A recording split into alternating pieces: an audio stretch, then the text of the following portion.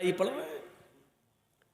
अगर नमाज के बारे में सही जानकारी मिल जाए तो उससे आप अंदाजा लगा सकते हैं कि बेनमाजी की मुआशरे में क्या हैसियत है। बेनमाजी के घर खाना खाना जायज नहीं है। बेनमाजी की शादी में शिरकत करना जायज नहीं है। अगर किसी लड़की की शादी किसी बेनमाजी से हो जाए तो उस लड़की का बेनमाजी पति के साथ रहना जायज नहीं है। समझाए, मानता है तो ठीक है, नहीं मानता तो अलग हो जाए। सवाल यह है कि वो तलाक ना दे तो तलाक देने की जरूरत ही नहीं है, क्योंकि बेनमाजी मुसलमान ही नहीं है। और जब मुसलमान नहीं है तो किसी काफिर के निकाह में रहने की जरूरत भी नहीं है। ये निकाह ऑटोमेटिकली फिस्क, अपने आप खत्म। बेनमाजी के हाथ का खाना जायज नहीं है। बेनमाजी के हाथ का पानी जायज नहीं है।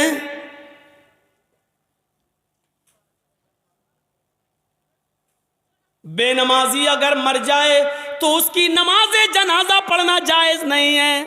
बेनमाजी अगर मर जाए तो उसको मुसलमानों के कब्रिस्तान में दफन करना जायज नहीं है। क्या क्या बताऊं।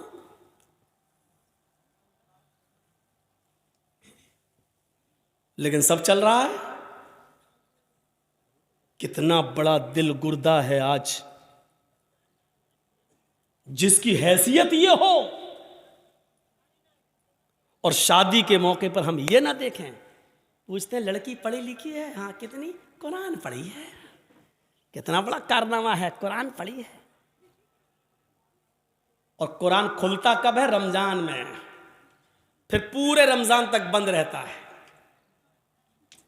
फिर जब रमजान का महीना आएगा तब वो कपड़े से खुलेगा, धूल उस वक्त धूल साफ होगी। अपने जहेज के बर्तन रोज धोएगी। अम्मा की और बाप की तरफ से मिले हुए बर्तन रोज धोएगी। लेकिन कुरान जिस जुज़दान में लिपटा हुआ है उसको महीनों हो जाते हैं, उसको साफ करने की नौबत नहीं। जिस तरीके से बेनमाजी औरत बेनमाजी आदमी के साथ नहीं रह सकती, उसी तरीके से नमाजी शौहर के साथ बेनमाजी औरत नहीं रह सकती।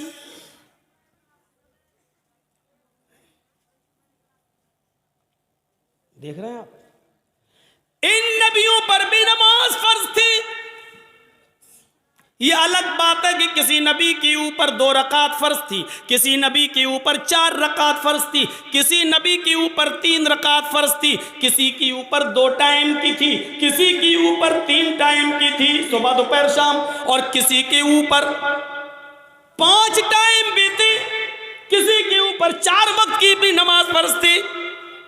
लेकिन अल्लाह के नबी जनाब मोहम्मद रसूलुल्लाह सल्लल्लाहु अलैहि वसल्लम जब नबी बनाकर भेजे गए तो आपने ये नमाज 5 वक्त की फ़र्ज की, क्योंकि अल्लाह ताला ने 50 से 5 वक्त की कर दी। और जब 5 वक्त की फ़र्ज कर दी गई तो नमाज का उसूल ये बनाया कि फजर में 2 रकात रख दी, ज़ुहर में 4 रकात रख दी, असर में 4 रकात रख दी, मगरिब में 3 रख दी और इशा में 4 रख दी।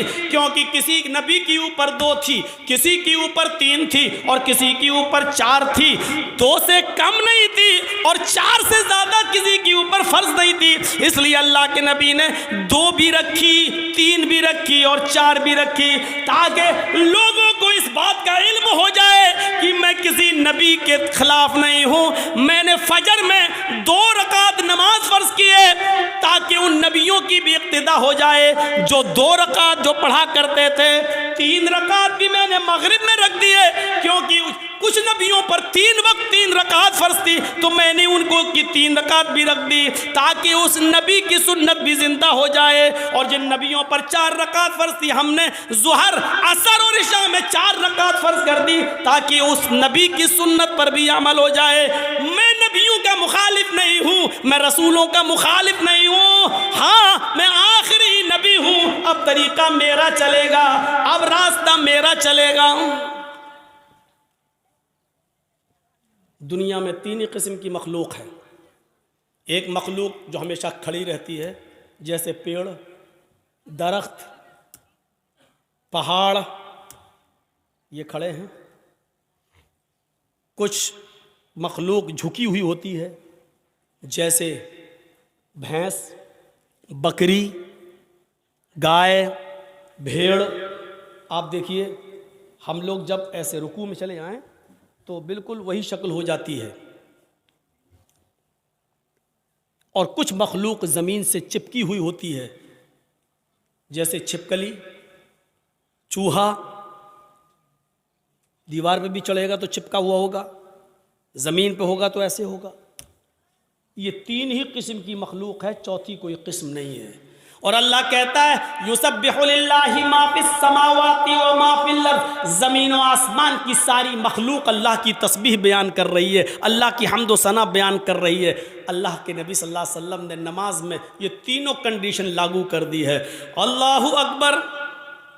अय अल्लाह, ये पहाड़ भी तेरी हम्द व सना बयान करते हैं, ये दरख्तों के पत्ते भी हम्द व सना बयान करते हैं। अगर तुझे खड़े होकर की जाने वाली इबादत ज़्यादा पसंद है दरख्तों की, पहाड़ों की, तो देख मैं खड़ा हूँ। अल्लाहु अकबर। मेरी इस अदा को कबूल कर ले। अगर तुझे चार पैर वाले जानवरों की इबादत ज़्यादा पसंद है तो देख मैं झुक गया हूँ। अल्लाहु अकबर। मैंने रुकू कर लिया है, देख मैंने भी उनकी तरह शक्ल बना ली है। अगर तुझे छिपकली, चूहे और जमीन पर रेंगने वाले कीड़े मकोड़े, सांप, बिच्छुओं की इबादत और उनकी तस्वीर पसंद है तो देख मैं सजदा कर रहा हूं। अल्लाहु अकबर। जमीन पर चिपक गए, सजदा कर लिया। अय अल्लाह, अगर तुझे ये हयात पसंद है तो मैं भी इस हयात को कर रहा हूं। तीनों चीजें नमाज के अंदर लागू कर दी हैं। पता नहीं अल्लाह को कौन सी अदा ज्यादा पसंद है। अल्लाह, तीनों अदाओं में से जो तुझे पसंद है वो कबूल कर ले। आइए एक और चीज बताता हूं आपको। अल्लाह के नबी सल्लल्लाहु अलैहि वसल्लम के पास चंद सहाबा आते हैं। हाँ सुनिए, जबरदस्त चीज। चंद सहाबा आते हैं और आकर कहते हैं, अय अल्लाह के नबी सल्लल्लाहु अलैहि वसल्लम, मैं जब मस्जिदों में नमाज पढ़ने जाता हूं तो ये काफिर कान लगा लगा कर सुनते हैं, दीवारों पर कान लगा कर सुनते हैं। जब हम जोर से मस्जिदों में नमाज की हालत में कुरान की तिलावत जब मैं जोर से करता हूं तो ये काफिर सुन लेते हैं बाहर से। फिर ये मस्जिदों में घुस जाते हैं और बेतहाशा मारते हैं। इतना मारते हैं कि मारते मारते, पीटते पीटते हमें बदहाल कर देते हैं, लहू लुहान कर देते हैं। अल्लाह के नबी ने पूछा, अच्छा ये बताओ वो किस वक्त कान लगाकर सुनते हैं तुम्हारी दीवारों पर? कहा अल्लाह के नबी, शाम को जब वह काम करके वापस आते हैं, बहुत देर हो गई, तकरीबन 1.5 घंटा 1 घंटा, वहाँ बड़ा शोर हो रहा है, वो पीछे वो लोग सुन ही नहीं रहे, पता नहीं क्या खुरापाते कर रहे हैं। बच्चे नहीं हैं उसमें, कुछ बड़े भी हैं। उधर देखिए वो पीछे, और अभी तक नहीं सुन रहे। देखो वो फिर छलांग लगा रहा, कूद रहा, उनकी आवाज़ यहाँ तक आ रही है। कोई ऐसा आदमी नहीं है जो उनको भगा दे, उनको कह दे घर जाए।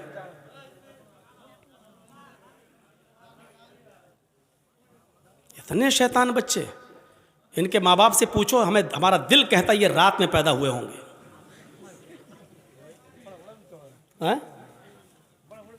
हाँ बड़ा बड़ा भी है, हमको यहाँ से दिख रहा है, अभी निगाहें इतनी कमजोर थोड़ी हुई हमारी। पूछा अल्लाह के नबी सल्लल्लाहु अलैहि वसल्लम ने, अच्छा ये बताओ कि वो किस वक्त कान लगा के सुनते हैं? कहा अल्लाह के रसूल, वो जब शाम को काम करके वापस आते हैं, जब तो वो कान लगाकर सुनते हैं। यानी असर के वक्त। तो अल्लाह के नबी सल्लल्लाहु अलैहि वसल्लम ने फरमाया, अच्छा तो कान लगाते हैं वो दीवारों पर? कहाँ? तो ठीक है, फिर असर में तुम कुरान की किरात जोर से करना बंद कर दो, यानी आहिस्ता पढ़ लो। और कब कान लगाते हैं?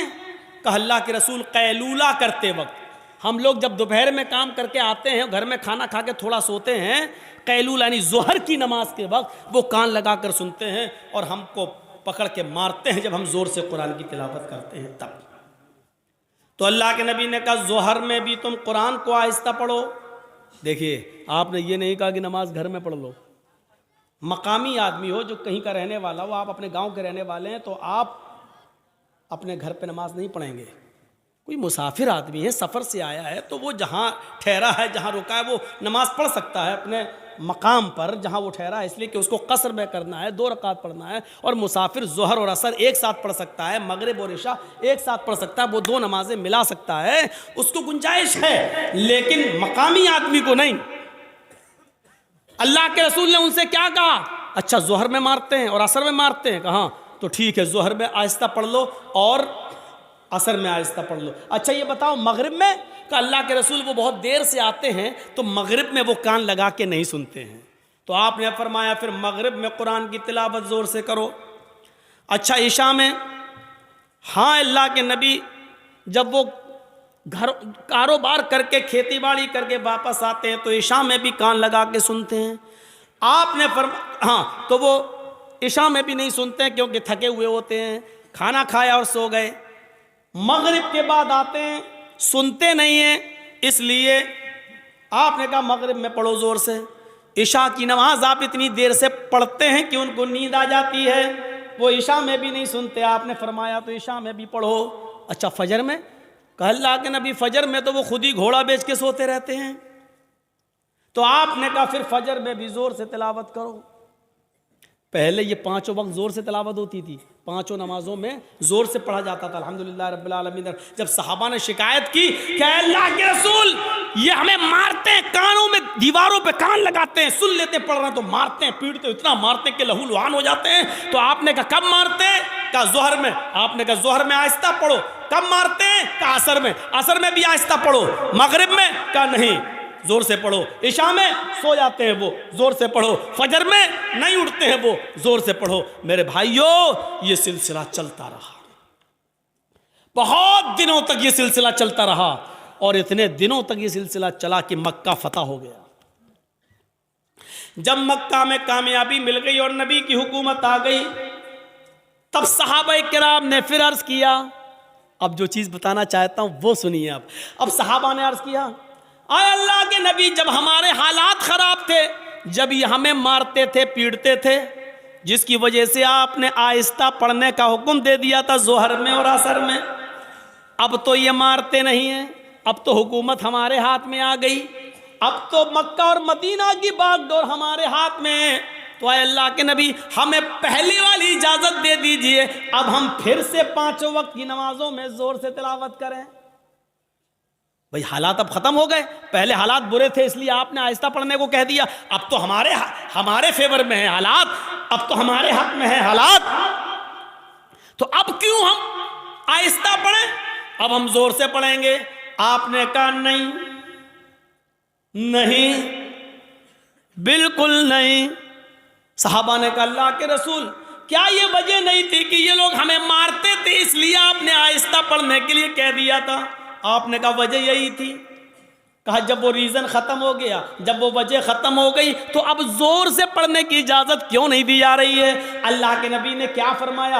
आपने फरमाया इसलिए कि बाद में आने वाले लोग जब ये सोचेंगे कि ज़ोहर में, असर में आहिस्ता पढ़ने की इजाज़त क्यों दी, और मगरिब में, इशा में और फजर में जोर से तिलावत क्यों की जाती है, जब ये बाद में आने वाले लोगों को पता चलेगा, जब वो इसकी हिस्ट्री पढ़ेंगे, जब वो हदीसें पढ़ेंगे, जब उनको मालूम होगा कि सहाबा किराम मार खाते थे, इतना पीटे जाते थे कि उनकी चमड़ी उधड़ जाती थी, लहूलुहान हो जाते थे, इसके बावजूद उन्होंने नमाज नहीं छोड़ी, मारें खाई लेकिन नमाज पढ़ी, आहिस्ता पढ़ी लेकिन पढ़ी, नमाज छोड़ी नहीं है। जब उनको इस बात का इल्म जब होगा तब उनको पता चलेगा कि साहबे किराम ने बड़ी से बड़ी मुसीबतें झेली हैं लेकिन नमाज नहीं छोड़ी है, नमाज तर्क नहीं की है, तो फिर वो भी नमाजी बन जाएंगे,